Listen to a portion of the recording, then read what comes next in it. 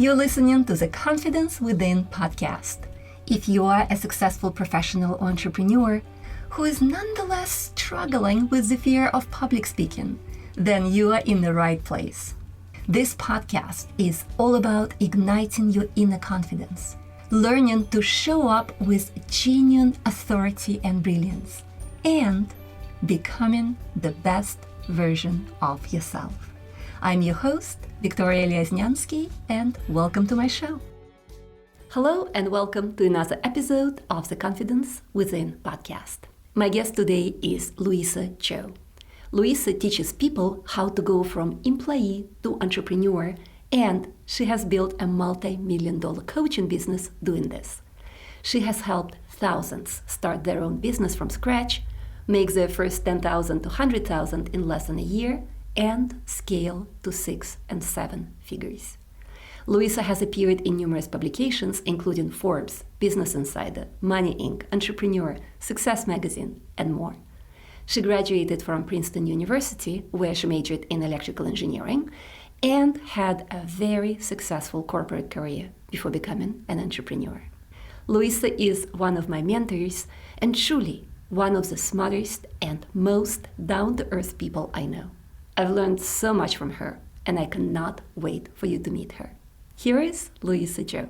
Luisa, thank you so much for being my guest. I'm so excited to catch up with you today. Oh my gosh, thank you so much for having me here.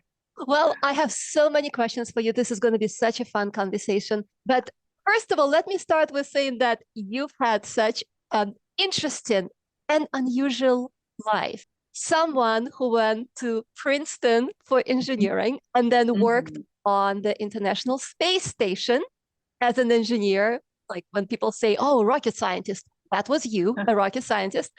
And then you decide to leave this very solid trajectory behind, and you decided to start a coaching business. So how does someone with such tremendous work record all of a sudden decide to start a coaching business, something that's so new and very much, you didn't know how it was going to go? Yeah, I mean, and this was almost a decade ago. So back then, people are like, what is a coach? And there was this complete anti-prestige that was associated with it. And, for me, it was a few things. First, it was just this feeling that so many of us have that, come on, there has to be more to life than going to work every day and putting together PowerPoints and Excels and doing the whole office politics stuff. And so that was my initial motivation. But honestly, I worked so many years on and off to try and build my business, and it just wasn't motivation enough. That feeling of, oh, there should be more. Yeah, it's great, but my 9-to-5 is good enough. And I make a good salary. I've worked my butt off for it, and everyone's telling me to stay in it. So for me, what was the catalyst for real change was over the span of a year when everyone in my family got super sick. And my mom was diagnosed with cancer, and my dad had to be rushed to the ER, and my sister got hit in the eye with a snowball and almost lost her sight. And there was this one moment where my sister was staying with me. And the doctor said, what you have to do is for weeks, you just have to sit in the dark, don't move your eyes because the blood had filled up, just like try and let it recede. And all you can do is basically listen to audiobooks. And so she was so scared. This is my baby sister. She's sitting in the dark, listening to her audiobook. And she says to me, because I have to go to work, she's like, bye, Louie, have a good day. And I could tell she was like trying so hard to be so brave. And she was so scared. And I closed the door on her in the dark. And I just started crying a little bit. And I was thinking I should be able to be there with her, And that moment was the moment when I decided this is it. It doesn't matter how good the job is. If you can't be there for your people when you need to be, nothing else matters. And that moment, and the small moments before with my mom and my dad combined, gave me the kind of the blinders and the courage to just overcome all of my fears. It just made my fears seem trivial. Like, oh, am I going to look stupid? Okay, so what? right? Get over it, Luisa, kind of. It gave me more. It gave me that thing I needed to push past my fears and just do what I needed to make it work.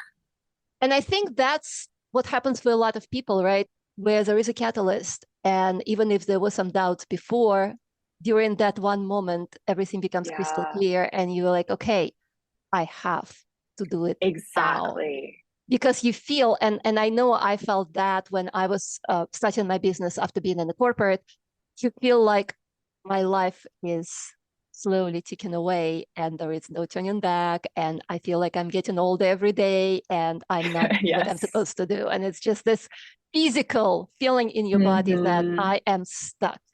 So you decided to go into coaching, but you didn't do it. You didn't just quit and went into coaching. I know that for a while you kept your full-time job and you had coaching as your side hustle. Yeah. So can you give my listeners advice on, first of all, how do you start a successful side hustle when you're still working full-time? And second, how do you combine those two in terms of time management? It was not easy. Let me just put it that way. But I think it's important to do because we hear too many stories of people who are just like, I left my job, I went all in, and it worked out. That is the exception, not the norm. And when you've worked hard for a good job, a good career, a good salary, it's kind of silly to give it up without this other thing, no matter how big and beautiful it's going to end up being. For me, I wasn't going to, like, what was I going to do if it failed? Right? Was I going to go move back in with my parents? I wasn't going to put that financial burden on them. Was I going to go and find another job? Yes, I could, but it'd probably be a step back from the position and the salary I had. So why would I do that to myself? And so I said, I'm going to stick it out, even though it was not easy and I was tempted to turn in my notice all the time. And now with the time management, this is tricky. It was not easy. First, I did have to make some sacrifices. For quite a while, I basically gave up my social life. I didn't go out to the weekends. After work, I just went home and worked. You got to do what you got to do. I knew it was going to be worth it. It just had to be worth it. And so I did that. And then the other thing I did was I put myself into kind of, all right, I have only this much time. How do I make it work mentality? So I wasn't like, I don't have enough time. It's not possible. I took the mindset of there's got to be a solution. How can I figure it out? And for me, it was, well, if you have this much time, then you can't do anything about making more time. So how can you make the most of it? How can you leverage it the most? And that's when I started realizing, well, there are only a few key activities that I can do that are really going to grow the business. So I don't need to be doing a fancy website. I don't need to be putting together a business plan yet. None of that stuff that you hear a lot of people talk about. There's a time and place for that. But not when you're working a side business and you only have sometimes like 30 minutes a day. And so I identified what my key activities were. And I just, every minute I had that I just worked on those. Yeah. And there's a balance. I'm sure as an engineer, you very often probably wasn't 9 to 5 either. It was probably 9 to 7, 9 to 9, or sometimes 9 to 11, where you're working until late at night. And so how did your husband, because I believe you were already married at that time, how did your husband feel about you? For a lot of people, that would be looking like throwing your life away into an unknown territory and taking so much time away from family and just taking so much time away from life. Yeah. I actually at that time wasn't yet married to my husband, but we were together. And I don't want to say that's lucky, but it was lucky for us was that he also was really busy. He was doing his medical residency. And so he had absolutely no time either. So it worked out for us. And the funny thing is, I only learned this actually relatively recently when I was interviewing him on my YouTube channel. He said, I had a lot of moments where I was like, are you kind of crazy? Are you just throwing your career away? And I was worried for you. I was like, what are you talking about? At the time, I had no idea he felt that way. You know, he was just like, do what you got to do. You know, you're going to figure it out. And I will always, always be appreciative that he said that, right? It wasn't easy. We definitely had arguments. It was like, oh, we have no time for each other for anything. We were both tired all the time. But I think the thing that kept us aligned was that, well, we have the same end vision. We're doing what we need to do to create this amazing life for us, for our family. And, you know, you got to put in the work to have what you want. And so do what you got to do. And we just had that kind of mutual support and understanding for each other. Yeah, and it's wonderful. Not everybody has that, but when you have it, it's absolutely wonderful, and it kind of gives you extra booster to go in the direction of your dreams. So, talking about switching from something that you know so well and you've been an expert at, something that you really know all that well, where do you find the confidence to go after something new, and how do you deal with imposter syndrome? Who am I? Especially after you knew exactly who you were, graduating from Princeton, being an engineer, you knew you were an expert. You were absolutely confident in who you were. And now, who am I to start this coaching business? Oh my gosh. So this is what I did that really helped. The first thing I did was I just took out the words from my mental vocabulary that felt scary. So I was like, okay, I'm not going to think of myself as an expert. I'm not going to try and, like let people think I'm more than or bigger or whatever than exactly what feels good to me. And in fact, I literally remember the first person who ended up being my client, I messaged her and I literally said, hey, I saw you asking questions about advertising and I can help you with this. Because as a quick side note, what had happened was I'd done a lot of career transitions and gone from doing engineering to working at an advertising tech startup. And I said, I literally do this in my job all day. I saw you asking questions about it. I'm completely new to this business. Right. I was very upfront, but I didn't say expert, but I literally do this in my job and I'm paid very well for it because I'm very good at it. I'd love to answer your questions if you'll just help me with some market research. So I've always been really upfront about this is what I know and this is what I don't know, but let's not confuse the two. Just because I'm new in business doesn't mean I don't know the thing that I'm doing the business in. Right. So I was able to separate those two. The other thing that I think really helped was, it was a lesson in humility, right? Because here I am, like, I've got this established career. In my day job, I'm doing presentations to C-level execs, and they're like, "Oh my God, this is so good." And here I am, like, expecting people to. I did have that expectation initially, like people are going to see my LinkedIn and be like, "Yeah, she's so good at this."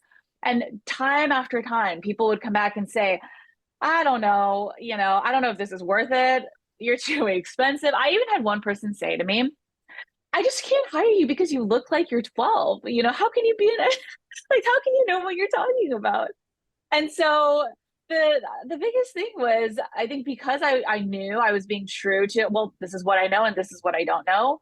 And I was able to say, okay, I am good at what I do, but that doesn't mean it translates into this whole new world and I don't expect it to. And I'm willing to take that beginner's mindset and re-earn my reputation and my stripes. Those two things combined really helped me not necessarily have confidence, but the persistence to basically continue putting myself out there and the humility to get all the things that were being thrown at me and to absorb them and just keep on going and learn from them. Now that you've built a multi-million-dollar business and you've been very, very much established in the coaching industry, you're very well known, you're very much respected. Looking back, would you have done something different the way you started your coaching business? Yeah. Part of me wants to say, and this is the truth, but I will also answer, I know every mistake that I made led me to where I am. And I think that's important to understand because let's just accept we're all going to make mistakes. We're all going to fail. There's no perfect way. You can learn from others. But I love this quote by Jack Ma where he says, learn from others' failures, not so you can learn how to avoid them, but to learn how to handle them, how to deal with them. And I remember that was a big aha moment for me. So I do want to say that. However, going back, if I could somehow give myself some advice, I would focus even more on building a community in the beginning. So I have always really cared deeply about what I do. And I truly, everything I've done from career coaching to Microsoft Excel, well, not so much the Microsoft Excel, I've talked about that before, but the career coaching, the advertising, the business coaching, there's been a part of me that's believed I had something really unique to share that would be helpful to people because I was sharing what I had to figure out on my own. But however, because I'm also so logical, so like you said, engineering minded, there's always been a very strong part of me that's like, okay, got to focus on the business and the numbers and all of that. And I think what that caused me to do early on in my business is shift to focusing on, okay, how do we scale the business? How do we systematize things? And it obviously worked out well revenue wise. But I think what I sacrificed a little bit was taking more time to build that community in the beginning and really like that human connection. And it took me a few years to realize just how important it is before I kind of backtracked and was like, okay, I really need to spend more time focusing on this. But really at the end of the day, honestly, I have seen over and over again, like, yes, the systems and the business part and all of that matter. But if you have the human connection, that will take you further and faster than basically anything else. And this definitely resonates with me very much because just like you, I am an engineer. Well, I used to be a software engineer. So I'm also all about systems and processes and scaling and all of that. Yep. And so I definitely hear what you're saying. With our left brain, is so much easier and so much more comfortable to focus on where our strength is. And it's just so easy to focus on numbers and on systems and frameworks versus the actual connections with people. And so I really appreciate that you're saying it because it is very, very important. And now that you mentioned mistakes, I know you spoke about your mistakes a lot on your YouTube channel and in interviews. Would you mind mentioning a few mistakes that you feel were really profound that you truly learned from and that would be very interesting for others to know about? Oh my gosh, I would love to. I think this is so important because I think they're way more helpful than the successes in a lot of ways. And so, one of the things that I don't believe I've talked about it before, and it's not so much a mistake, but I would kind of characterize some of the characteristics of it as a mistake is how quickly I grew. And the context for that is, because I focused so much on the logical pieces and I was also in the right time and right place, I scaled to $1 million in my first year, right? Over $1 million in sales. Yep. And what that did was obviously it really helped me stand out very quickly. And honestly, going back, I would probably do it all over again the same way. So I would make the same mistake, even knowing what I'm about to say. I think fast success, though, can be a really big shock to the system. And over the years, nothing in me at the time, though, would have been able to hear this. I was so focused on just proving I could do it and just like going as fast as I could. I wouldn't have had the wisdom to hear it. However, what I've seen over the past decade is I've seen so many people, get fast success and then burn out because they didn't have the mental, the physical, the emotional foundation to sustain it. I've seen a lot of people have such a shock to their identity that they do stupid stuff and self-sabotage, which I did. Right. And I've talked about this before where after my first year, I was like, oh my gosh, I never actually really thought I'd be able to make $1 million. And I made it. And I went on like a crazy spending spree. All right. I moved into this like super luxurious, very expensive New York apartment. I got like the most expensive memberships. I went into designer stores, dropped money. Like the way I like to say it is I spent money and I didn't know this at the time. Like I was like 1,000 times wealthier than I actually was. All right. And $1 million goes quickly when you're doing that. And so after that, what happened was I beat myself up for many years afterwards for being like, oh my God, I wasted that money. I can't handle money well. I can't let myself keep more money. And so it was kind of like having to go back and relearn the things I'd skipped to be able to really sustain it long term. And I think you'll always find that you can't take any shortcuts. They always come back to bite you in the end, and you got to put in the time one way or another.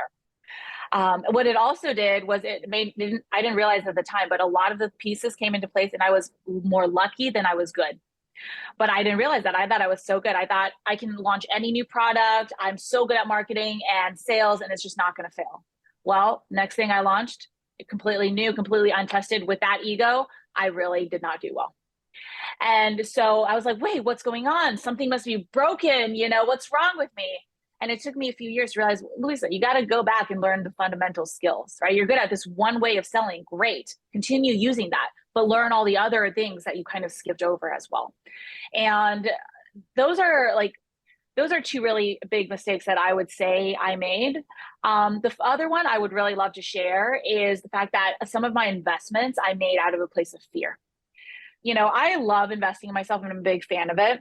I've invested well over 7 figures over in just myself over the years, but the investments that I got the least from, well, I don't want to say I got the least from because I learned this really big lesson, but that weren't the best fit for me were ones where I invested because I was like, oh my gosh, this person knows so much, they're so successful. If I don't work with them, I'm just going to fail and I'm just not going to be able to do it. I need that place of fear.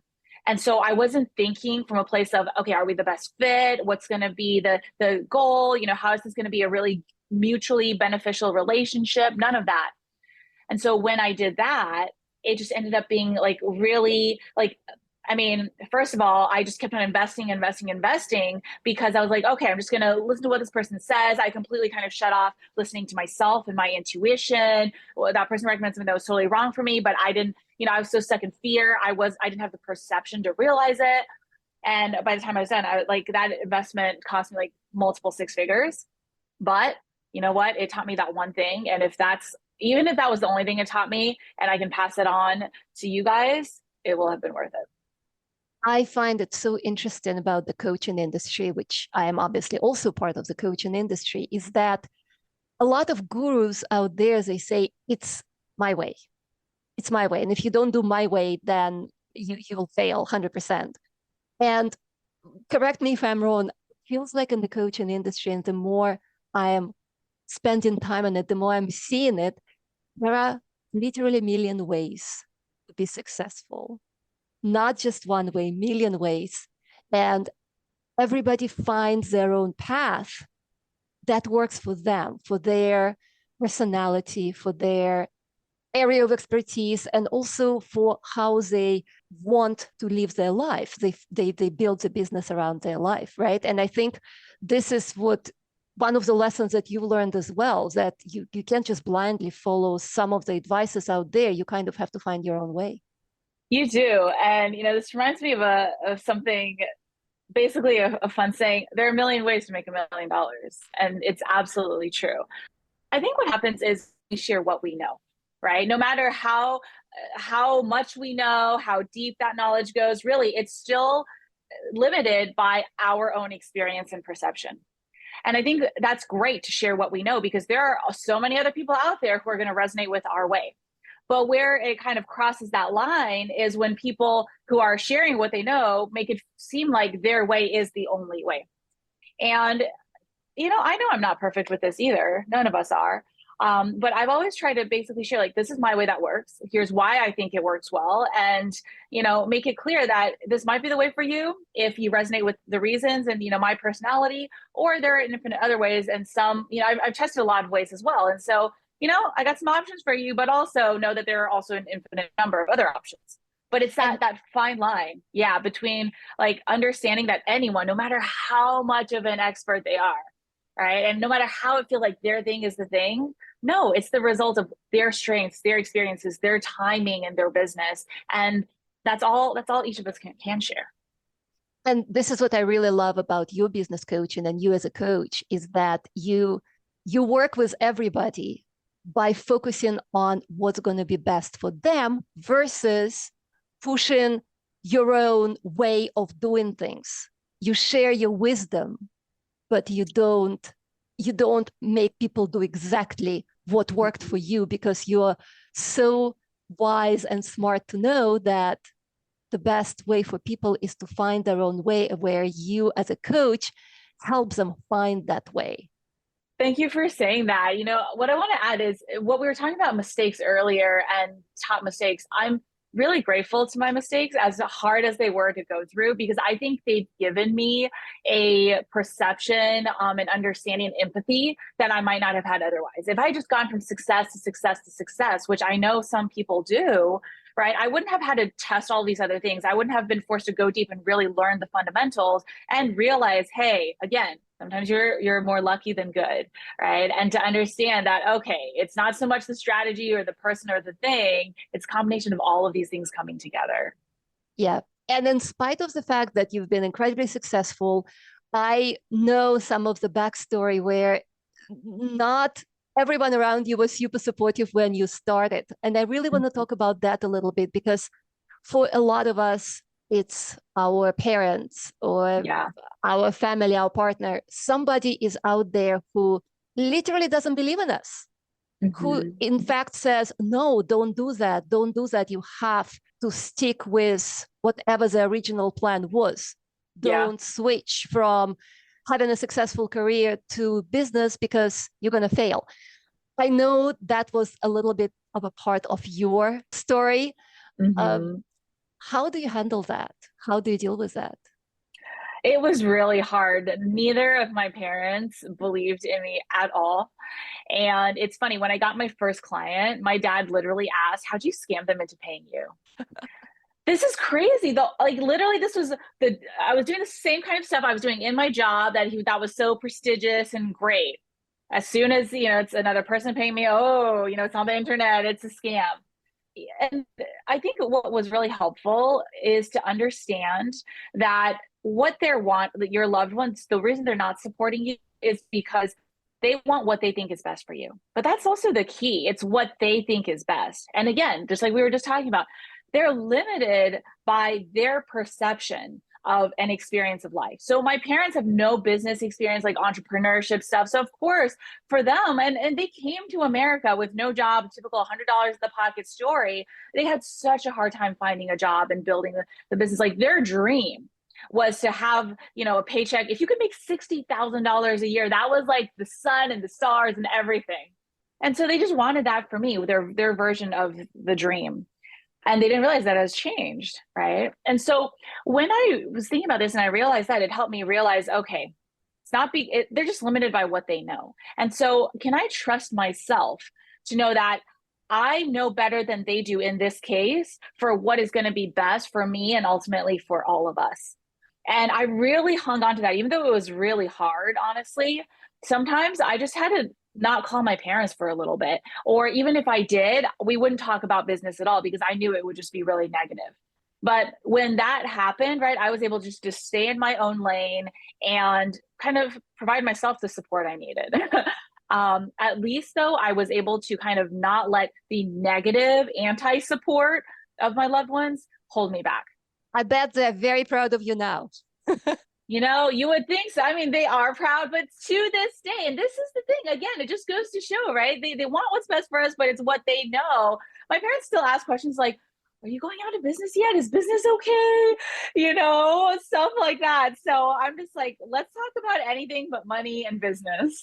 That is hilarious, especially coming from someone who has built a multi-million-dollar business that has been very, very successful, not on and off, but constantly, continuously very successful. It's funny, I mentioned to you before we started recording that my 16-year-old son is beginning to look at colleges, and we are looking at possibly Ivy League. And though I kept on thinking about you actually and about your story and trying to see it from perspective of your parents, how your child is going to Princeton, right? Like in your case, and how proud you are and how you're like, okay, his life is set, awesome.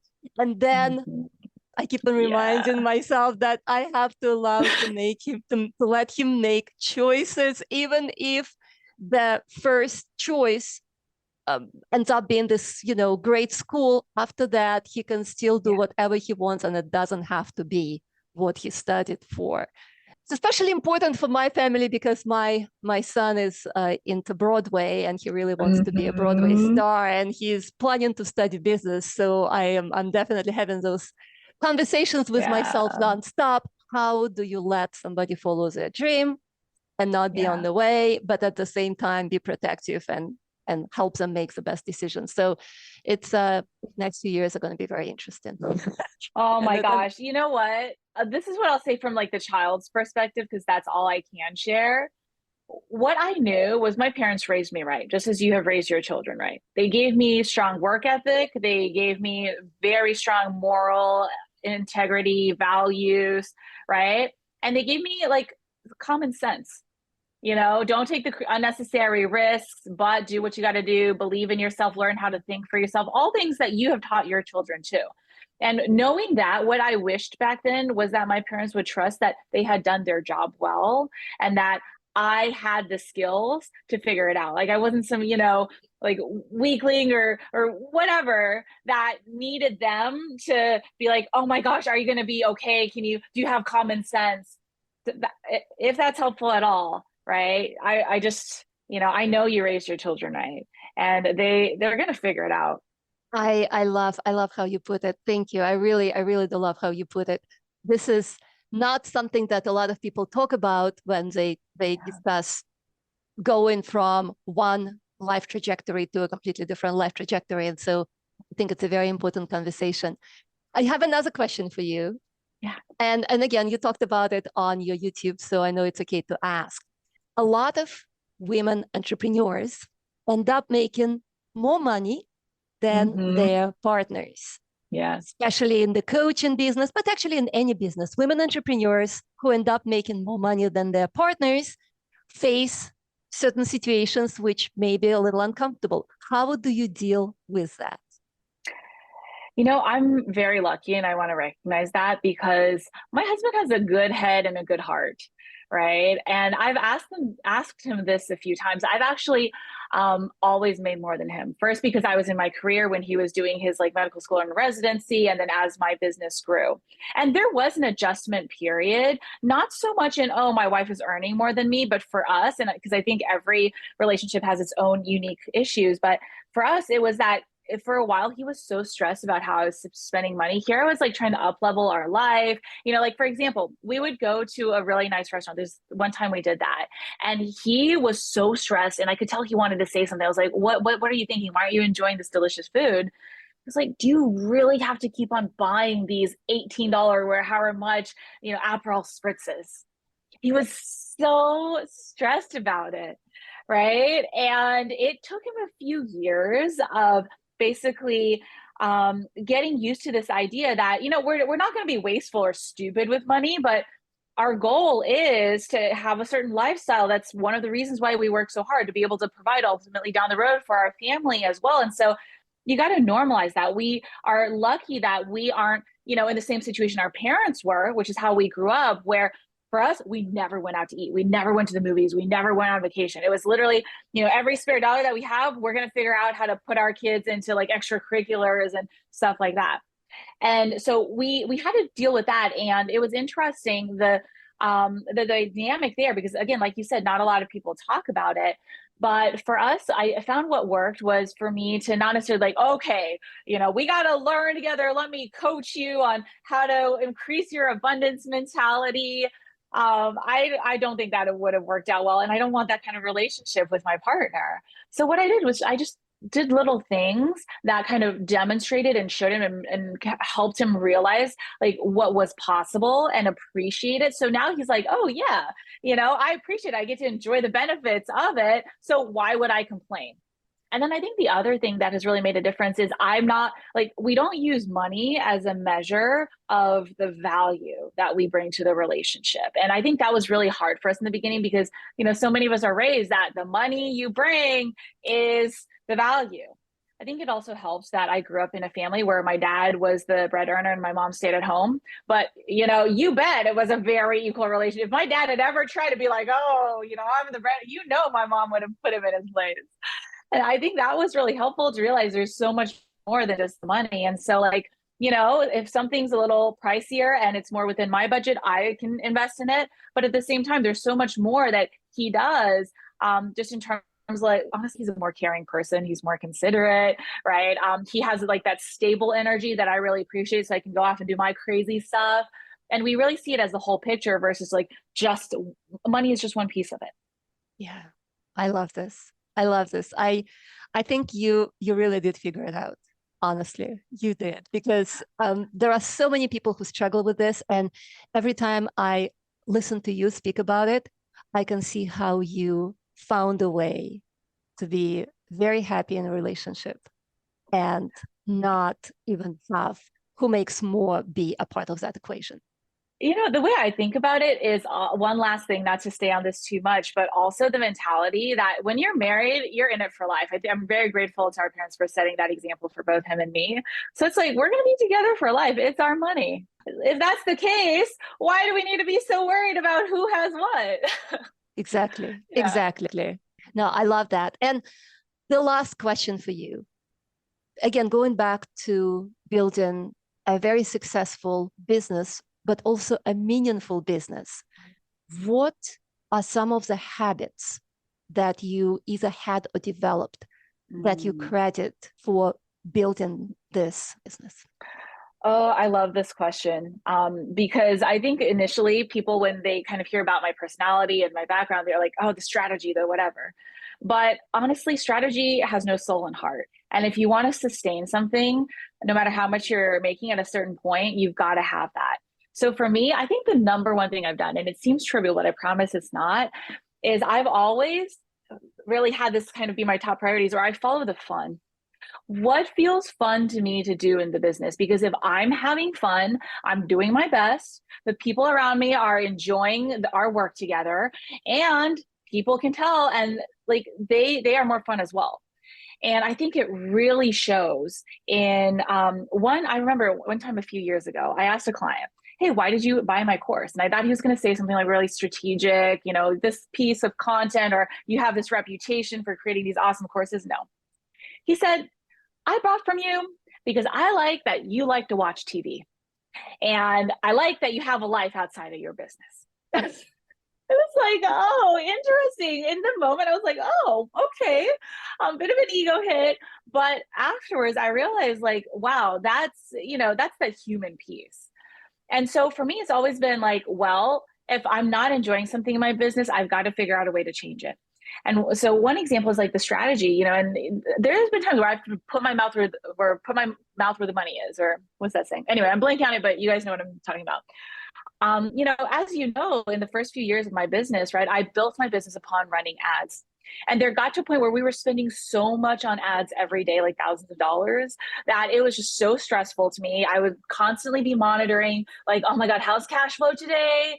And it felt like we were just brainstorming how to run ads all the time, which was not what I started this business to do. And I got to a point where I was like, okay, I got to figure something else out. No matter how much money I have to walk away from, we're going to figure out something that feels more meaningful and enjoyable to all of us. And so I started looking at other strategies. Eventually, I doubled down on SEO and creating blog content, which feels so much better to me. So that these days I get to spend pretty much all my time either doing a little bit of coaching with some people I really love working with, and then the rest of it with just creating content, like in all forms, and really having that lead the business, because that's what's fun for me. And on top of that, you mentioned like my YouTube channel, right? You'll notice like, yeah, we talk about the making money and the building business and stuff, but we also add on lots of other topics that are still very relevant to someone who's wanting to build a business and grow it. But it's also really interesting content for me that's more like heartfelt or thoughtful or strategic, and not the usual stuff that people talk about. And a lot of the time, that's the content that people relate to the most. And it just goes back to my number one thing is follow the fun. If something doesn't feel good, right? What's going on? What needs to change? But as long as you're having fun, there's always a way to turn that fun into, more growth for yourself as well. So that the two can absolutely go hand in hand. So having fun is the key to building See, it sounds so silly. Sustainable business, but it is true. No, you see, I know you, and so I know you actually live what you say. You're not just saying it for the sake of, oh, let me tell them have fun, but in reality, no. And I know what you mean. You're not saying, okay, guys, you just go have fun and watch TV all day, and the business will build itself just because. No, I think everybody understands how incredible your work ethic is and how hard you work, but you work smart. Not a lot, you work smart. And you're always talking about it, how you're creating the business that fits your life and your lifestyle. And when you have fun in addition to that, I think you're just helping yourself navigate how to build a business that feels like fits you. Because only then it's going to be a long-term business, right? You're going to be in it for that. life, hopefully, knock on wood. So it's got to be something you enjoy. Otherwise, it just ends up being another job, right? Right. And that is the worst. I personally know how it feels to create business that you are so stressed about that it does feel like a job and you barely can take time off. And that is extremely stressful, and nobody needs a successful business like that, because my business was successful, but very stressful, not fun. So I am absolutely agreeing with you, and it's all about fun now. Good. Well, thank you so much, Luisa. I really, really appreciate you coming to my podcast, sharing your wisdom. If somebody in my audience is inspired and wants to start a business, how can they reach out to you? What programs, courses do you offer? Can you talk about that? Oh, absolutely. Thank you for having me, and thank you for asking that. The easiest thing to do to start is to go to my website, luisazhou.com. It's spelled Luisaz as in zebra, HOU.com. On that page, you're going to find some of my top free trainings to help you get started. There's my escape velocity plan that gives you a blueprint for building your own business to replace your income, right? How to launch your first course or group program, how to continually build traffic. And then if you're at a point where you're wanting to scale your business, how to scale it to multiple 6 and 7 figures. So those are all free trainings you can access right from my homepage. We mentioned my YouTube channel, which I think has some of my best long form content, honestly. And so that channel is just my name, Luisa Zhou. And then if you want to send me a DM, I love Instagram DMs. I don't know why. I try and, read as many of mine as I can. And my Instagram is just luisa.zhou. So all of those, any of those are all great ways for us to stay connected or be connected. Thank you so much, Luisa. Good luck in your business. Continue having fun, continue being prosperous, and continue sharing your wisdom. Thank you for coming to my podcast. Right back at you. Thank you again so much for having me. I hope you enjoyed our conversation. So many nuggets of wisdom there. And whether you're an entrepreneur, an executive, or a high-level professional, if you struggle with the fear of public speaking, make sure to grab my free mini course called Conquer Your Fear of Public Speaking from Within. You can get it at www.conqueryourfearminicourse.com. I hope you have a fantastic week, and I'll talk to you next Wednesday. Bye for now.